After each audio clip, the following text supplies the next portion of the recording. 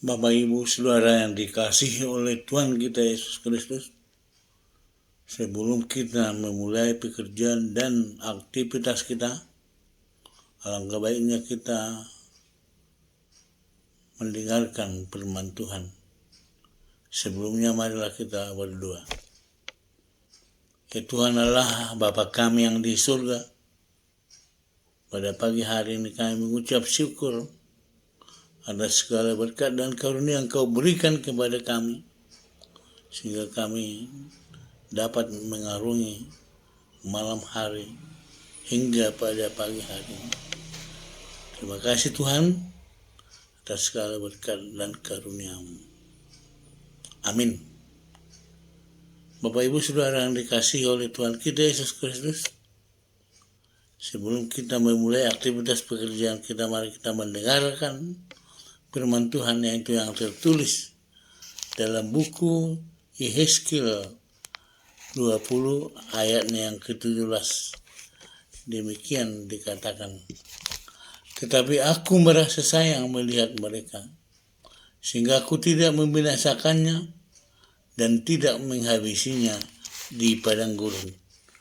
Dalam bahasa Barak Toba dikatakan, alai merpangulah hiroh aku mida nasida, ubay sumago nasida, jaladang sun siap nasida hubayan di halongonan. Allah mengasihi manusia. Kita melihat bagaimana Allah memanggil Yehezkiel seperti yang dikatakan firman-Nya kepadaku, hai anak manusia, aku mengutus engkau kepada orang Israel, kepada bangsa pemberontak yang telah memberontak melawan aku.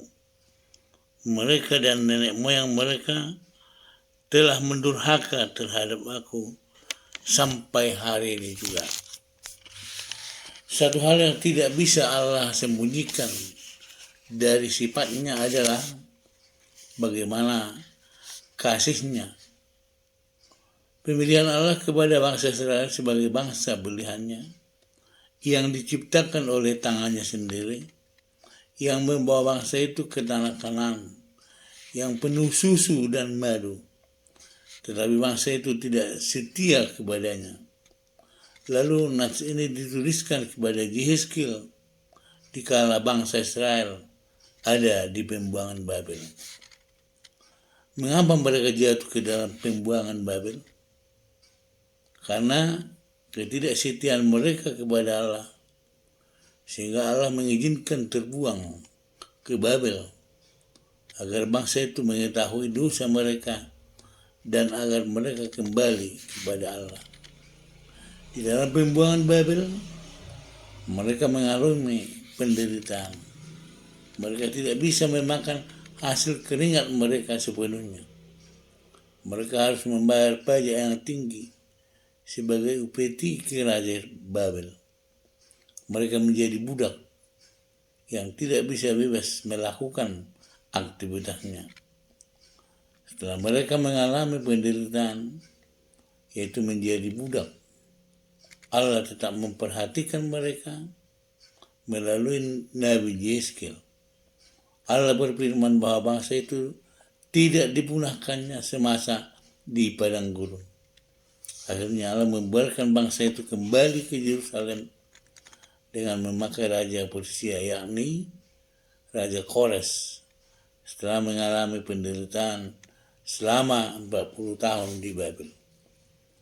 Nah, ini juga menjadi suatu peringatan bagi hidup kita sekarang.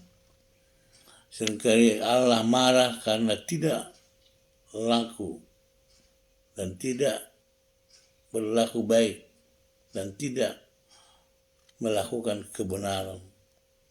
Kita seringkali berbalik dari Allah dan mengandalkan kekuatan dan pikiran kita di hidup kita ini.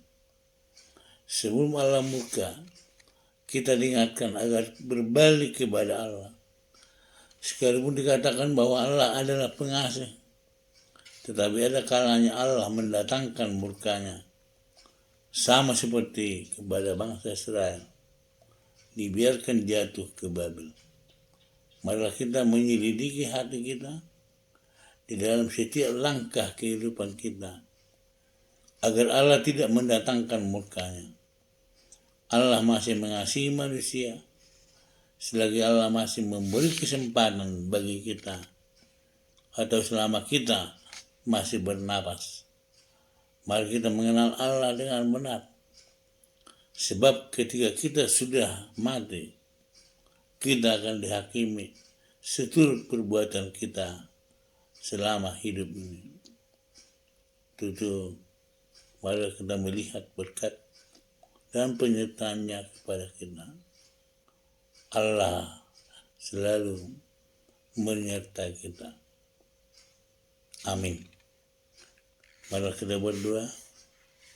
Ya Allah, Bapa pengasih, penyayang, yang selalu memberkati dan memberi kami nafas kehidupan di dalam melakukan pekerjaan kami, kiranya Engkau selalu bersama-sama kami, kiranya Tuhan mengasihi kami di dalam segala pekerjaan kami.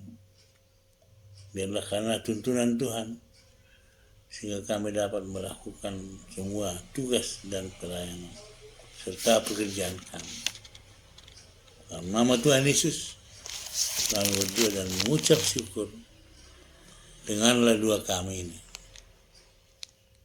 Amin. Selamat pagi.